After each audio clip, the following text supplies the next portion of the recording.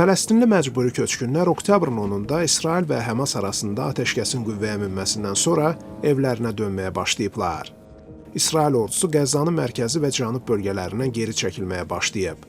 Girov mübadiləsi prosesinin ilk mərhələsinin başlandığı bildirilir. Amma geri dönən fələstinlilərin bir çoxunun evi İsrailin bombardımanları nəticəsində dağılmış vəziyyətdədir.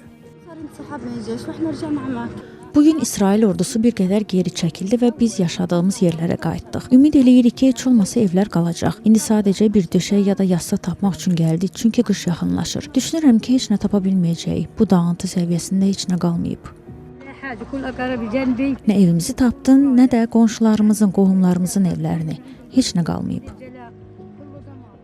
ABŞ prezidenti Donald Trump administrasiyasının yaxın şərqdə saxlanılan 20 girovun azad olunmasında oynadığı rolu tarixi nailiyyət adlandırıb.